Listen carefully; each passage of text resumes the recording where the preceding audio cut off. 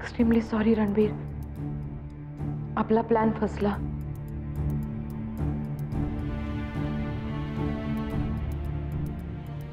नेमकं याच वेळेस नीलराजेंनी डॉक्युमेंट्स वाचले आणि तुला तो कॉन्फिडन्स होता ना? हो, पण नीलराजेंचं हे वागणं माझ्यासाठी अनपेक्षित होतं.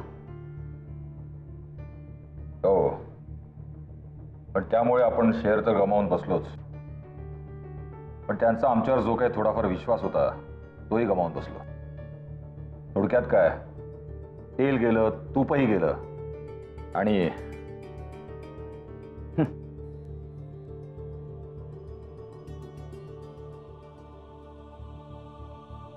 नाही रणबीर, मी अजूनही हिम्मत सोडलेली नाहीये. नशिबाने दगा दिला म्हणून डाव फसला, पण यापुढे सगळ्या गोष्टींची काळजी घेऊन मगच मी प्रयत्न करेन. पुन्हा प्रयत्न करण्याची संधी विक्रमादित्य तुला देतीलच वाटतं?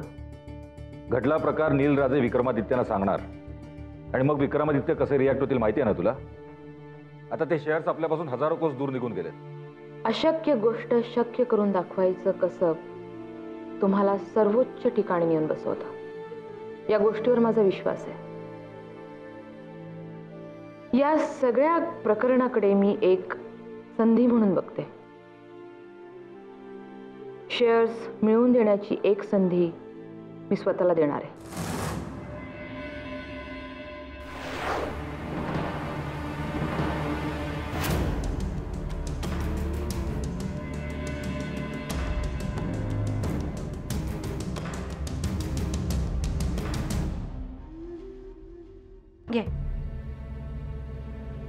अरे विक्रमचा फोटो आहे ना त्यात?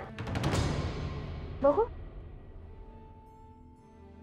वहिनी, तू ती बातमी नको वाचूस. काय रे, काय झालं? अगं काही नाही ग. रणवीर राजे आणि विक्रम मध्ये जो काही वाद चालू आहे ना बिझनेसवरून, त्याच्याबद्दल बातमी आहे.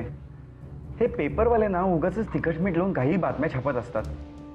पण वादाचं कारण काय? अगं विक्रम आता त्या महादेव कन्स्ट्रक्शन्स मध्ये लिंगप्पा साहेबांकडे काम करतोय ना, मग साहजिकच राजेश शिर्केंचे काही क्लायंट्स हे महादेव कन्स्ट्रक्शन्सकडे आलेत. मग त्यामुळे त्यांच्यात वाद सुरू आहे.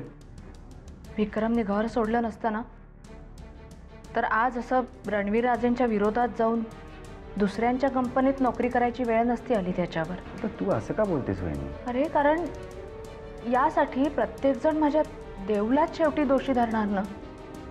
विक्रम जर देवयानीच्या प्रेमात पडला नसता तर त्याच्यावर आज घर सोडायची वेळ नसती आली. हे बघ वहिनी, यासाठी देवयानीला कोणीही दोष देणार नाहीये. तू उगाचच वाईट नको वाटून घेऊस. पण लोकांची तोंड कोण बंद करणार? देवचं लग्न तिच्या मनासारखं झालं खरंच, पण पोरीच्या नशिबात सुख मात्र नाही. हे बघ वहिनी, हा बिझनेस मधला वाद आहे आणि विक्रम समजूतदार आहे ना. तो या वादाची झळ देवयानीपर्यंत कधीच पोचू देणार नाही. अरे पण लग्न झाल्यावर नवरा हे एकच नातं जपायचं नसतं ना. बाकीचीही अनेक नाती आहेत ज्यांना तिने आपलंसं म्हटलं पाहिजे, त्यांनीही तिला स्वीकारलं पाहिजे. असं नाही तुला वाटत? मकरन, तू देवला फोन लाव ना, मला बोलायचंय तिच्याशी. वहिनी अगं. मकरन ऐक ना माझं प्लीज.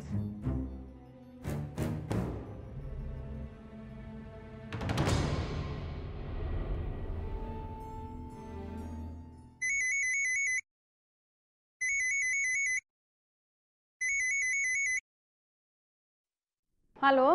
हां हॅलो देऊ. काका बोल. अगं वहिनीला तुझ्याशी बोलायचंय. काय झालं काका? तू तिच्याशीच बोल ना.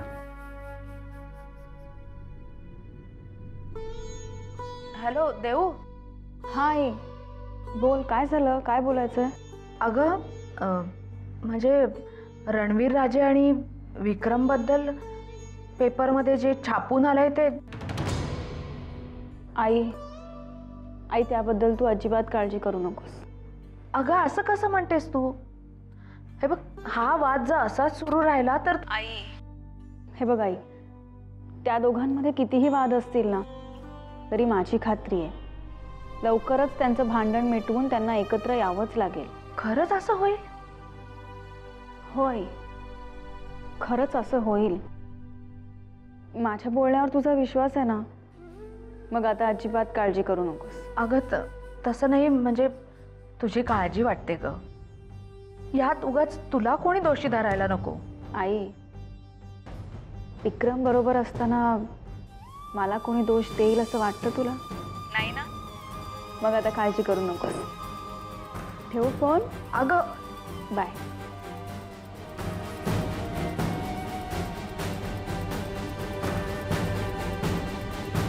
तू काय एवढा नाराज आहेस? ज्या गोष्टींसाठी भैयासाहेब एवढा खटाटोप करतायत त्या गोष्टींबद्दल तुला किंवा मला कधीच आकर्षण नव्हतं. मग असं नाराज होऊन आयुष्यातली चांगली वेळ आपण का वाया घालवायची? रागिणी, आपण त्यांच्या अध्यात्मध्यात नसताना ते आपल्याशी या थराला जाऊन कसं काय भागू शकतात?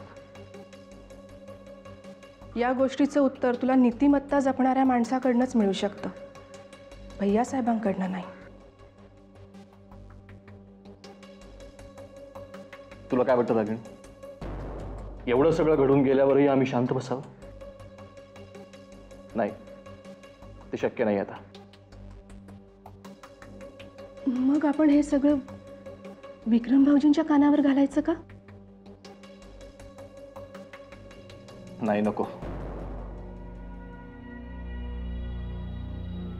हे सगळं विक्रमला समजलं तर या प्रकरणाला एक वेगळंच वळण लागेल. त्यापेक्षा आम्ही स्वतः जाऊन भैयासाहेबांना जाब विचारतो.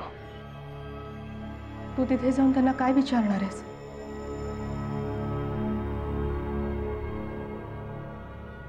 रागिणी, नीतिमत्ता जपणाऱ्या माणसासमोर जाऊन काय बोलायचं याचा विचार करायचा असतो. ते भैयासाहेब आहेत.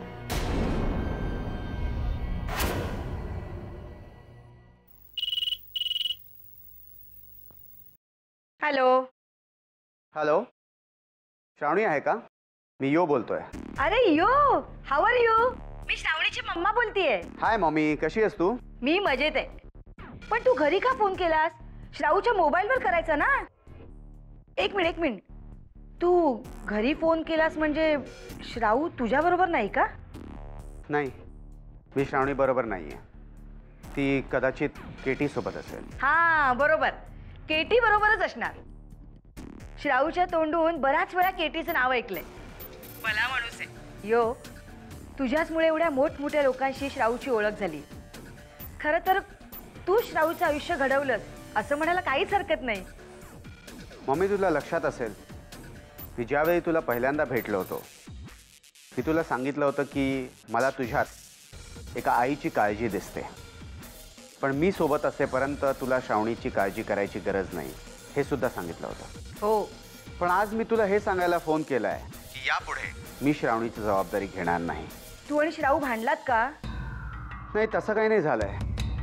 मला तुला फक्त एवढं सांगायचं आहे की ही इंडस्ट्री कशी आहे हे तुला चांगलंच ठाऊक आहे. या इंडस्ट्रीत वेगवेगळ्या प्रकारची लोकं आहेत आणि काही अशा लोकांमुळे इंडस्ट्री बदनामसुद्धा आहे.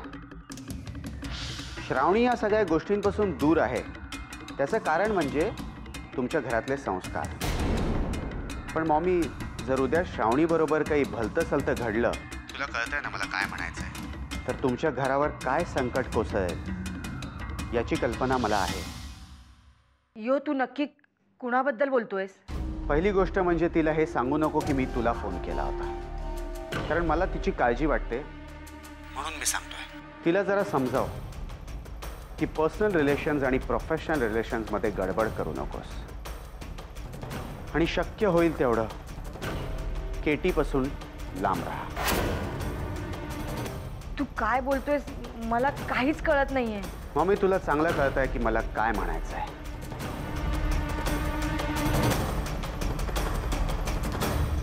भैयासाहेब, भैयासाहेब, भैयासाहेब. बोला नीलराजे.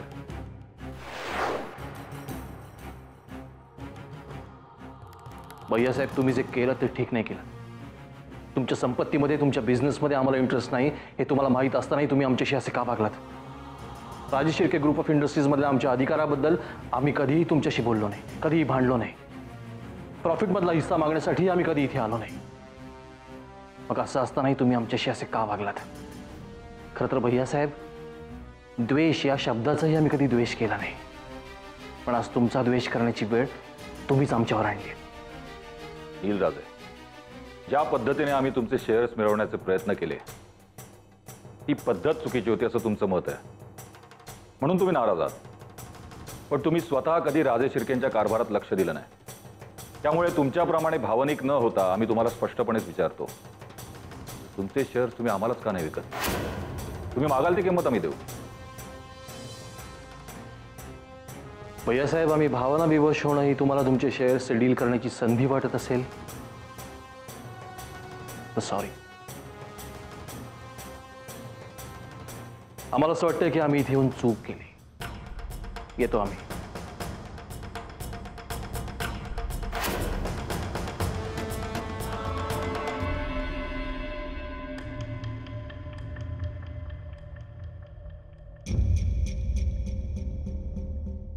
श्राऊ,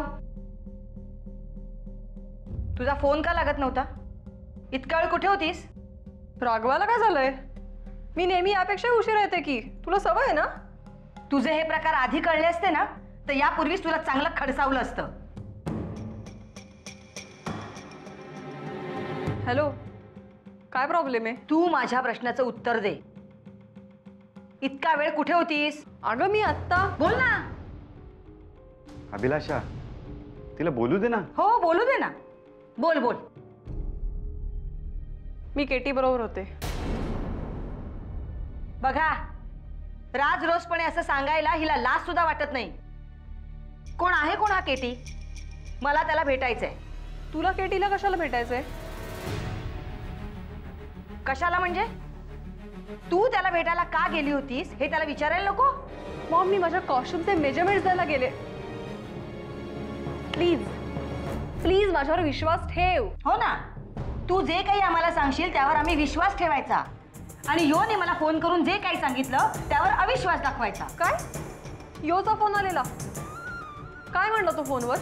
तो म्हणाला हिचे आणि केटीचे. मॉम मॉम, यो जे बोलतोय त्याच्यावर तू विश्वास ठेवतेस आणि मी तुझी मुलगी असून माझं म्हणणं तुला पटत नाही ना? ठीक आहे. शाहू, अभिलाषा, हे सगळं काय? यो काय म्हणाला फोनवर?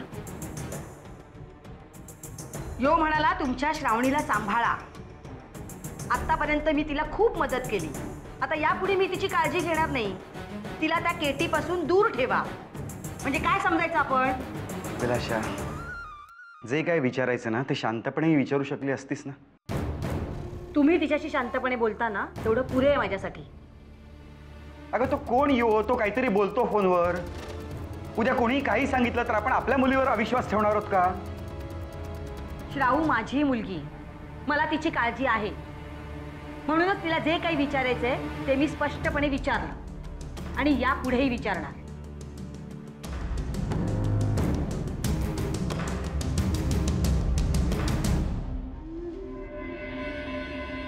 अगं जनी, अगं जनी, हा फोटो पाहिलास का? फोटो कुणाचा? अगं देवयानी ताईचा. बघू. अरे पण त्या फोटोच्या खाली काय लिहिलंय ते तर वाच. अगं मी काय शिकलो आहे? आता फोटो आहे म्हणजे चांगलीच बातमी असणार ना. बघू मला मग. अगं पेपर फाटेल. अरे बघू तर दे ना. खंडू, जानी, काय चाललंय तुमचं? साईमा, देवयानीताईंचा फोटो पेपर मध्ये आलाय, तेच बघतोय. तुम्हाला दुसरी काही कामं नाहीत का? जा. जी.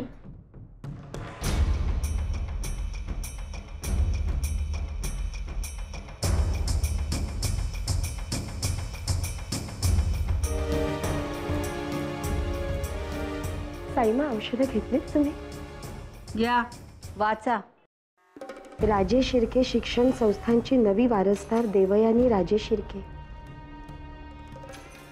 राजे शिर्के राजघराण्याने कला, क्रीडा, शैक्षणिक क्षेत्रात आतापर्यंत मोठे योगदान दिले आहे. विशेषतः गोरगरीब मुलांच्या शिक्षणाचा विचार करूनच त्यांनी अनेक शाळा उभ्या केल्या आहेत. तसेच काही शाळांना आर्थिक मदतीचा हात दिला आहे. स्वर्गीय हंबीराव राजे शिर्केंनंतर हा वारसा पुढे कोण सुरू ठेवतो याची लोकांमध्ये उत्सुकता होती. त्या उत्सुकतेला आता पूर्णविराम मिळणार आहे. कारण शैक्षणिक क्षेत्रातील हा वारसा पुढे चालवण्यासाठी आता राजे शिर्केंची नववधू देवयानी पुढे आलेल्या आहेत. प्रियदर्शनी, बस करा. यापुढे आम्हाला काहीही ऐकायचं नाहीये. पण साईमा, पण यात तिचा एवढा राग येण्याजोगं किंवा तिच्यावर नाराज होण्याजोगं काय आहे? खरं तर तिने राजे शिर्के राजघराण्याचा शैक्षणिक वारसा पुढे नेलाय, म्हणून आपल्याला तर तिचं कौतुक करायला हवं. प्रियदर्शनी, तुमचं कौतुक या पेपरातल्या बातमीपुरतंच मर्यादित ठेवा. आम्ही तिला शाळेच्या आवारात सुद्धा पाऊल ठेवायला देणार नाही. पण का साईमा? कोण आहे ही देवयानी? आमच्याशी नातं जोडणारी, राज शिर्क्यांची वारसदार म्हणून स्वतःचं नाव पेपरात छापून आणणारी कोण आहे ही? पण तिचा उद्देश तर चांगला आहे ना साईमा. उद्देश? तिचा उद्देश काय आहे हे आम्हाला चांगलंच माहिती आहे. काहीही करून राज शिर्के घराण्याशी आपलं नाव जोडलं जावं आणि आपण हे जगाला दाखवावं, हाच खरा तिचा उद्देश आहे. असं आपण मनात राग घेऊन जर सतत. प्रियदर्शनी, या विषयावर आम्हाला काहीही बोलायचं नाहीये.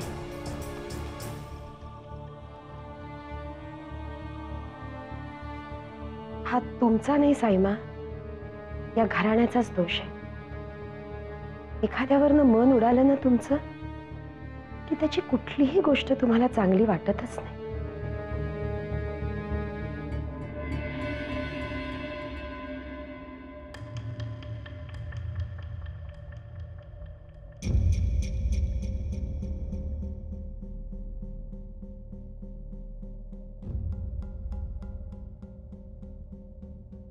काय झालं? तुला असं शांत बघितलं ना की हल्ली मला टेन्शन यायला लागलं अभिलाषा. टेन्शन यावं असं सगळं घडतंय. काय झालं काय? पण कोणाबद्दल बोलतेस? केटीबद्दल. अहो, मी त्या केटीची विचारपूस केली. तो आपल्या श्राऊपेक्षा फक्त वयाने मोठाच नाही, तर त्याचं लग्न झालंय आणि एक मूलही आहे त्याला. त्याचं लग्न झालंय, त्याला एक मुलं आहे, याच्याशी आपला काय संबंध आहे? तू काय कोणाची तरी पर्सनल माहिती काढतेस? मला ना डाऊट आहे, हा केटी गोड गोड बोलून आपल्या श्राऊला फसवतोय. अभिलाषा, या विषयावर यापूर्वी आपण श्रावणीशी बोललोय आणि तिने आपल्याला स्पष्टपणे सांगितलंय की तसं काही नाहीये. मग आता तू पुन्हा हा विषय का करतेस? कारण या प्रकरणात मला श्रावणीपेक्षा योच्या बोलण्यावर जास्त विश्वास वाटतो. तुम्ही भेटला नाही त्या योला, मी भेटले. खरंच खूप चांगला मुलगा आहे हो. त्याला आपल्या श्राऊची काळजी वाटते म्हणून तर त्याने फोन करून मला सांगितलं ना. आणि आपल्या श्रावणीला कळायला हवं ना, केटी सारख्या माणसाच्या प्रेमात पडणं म्हणजे अहो शुद्ध वेडेपण आहे. हे बा अभिलाषा, तू ना नसते काहीतरी विचार करून स्वतः टेन्शन घेऊ नकोस आणि मलाही टेन्शन देऊ नकोस. मी हवं तर श्रावणीशी या विषयावर स्पष्ट बोलतो. तुझ्या समोर आपण या प्रकरणाचा सूक्ष्मोक्ष लावून टाकू, ओके? आणि असं जर श्रावणीच्या मनात खरंच असेल ना, तर तिचं हे मॉडेलिंग वगैरे मी कायमचं बंद करून टाकणार. मग काय झालं श्रावणीचं? तुम्ही दोघं जण एवढ्या टेन्शनमध्ये का आहात? काय नाही ग वहिनी, अगं श्रावणी तिच्याबद्दलच बोलत होतो आम्ही. काय की श्रावणीचं मॉडेलिंग सध्या जोरदार चालू आहे ना, खूप चर्चा आहे हो बाहेर तिच्या नावाची. त्यामुळे आई बाबा म्हणून तिची इमेज कशी जपायची यावर आम्ही विचार करत होतो. हो की नाही हो?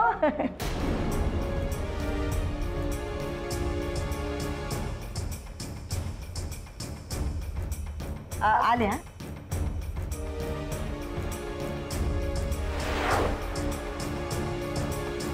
देशपांडे, हे प्रपोजल लवकर पास झालं पाहिजे. आपल्याकडे वेळ खूप कमी आहे. सर, आता हे प्रपोजल पास झालंच समजा. खरं तर तुम्ही आमच्याशी व्यवहार करताय हे आमच्या बँकेचं नशीबच समजायचं. बरं, अजून काही प्रपोजल्स असतील तर आम्हाला जरूर सांगा. आम्ही तुमच्या सेवेसाठी सदैव तयार आहोत. नाही, सध्या तरी काही नवीन प्रपोजल्स नाहीत. तर तुमचे भाऊ विक्रमादित्य सुद्धा नवीन नवीन प्रपोजल्स मार्केटमध्ये आणतायत, पण भांडवल उभं करण्यासाठी त्याने जो मार्ग वापरला तो आमच्यासाठी धक्कादायक होता. कशाबद्दल बोलताय तुम्ही? म्हणजे तुम्हाला माहित नाही? हे बघा देशपांडे, जे काय ते स्पष्ट बोला. तर आम्हाला असं कळलंय की ज्या कंपनीबरोबर त्यांची पार्टनरशिप आहे त्या कंपनीने एका फॉरेन फायनान्स कंपनीकडून 45 करोडचा फायनान्स उचललाय. सो वॉट, बिझनेसमध्ये अशा गोष्टी होतच असतात. पण त्यासाठी त्यांनी राजेश शिर्के ग्रुप ऑफ इंडस्ट्रीजचे काही शेअर्स गहाण ठेवले. काय?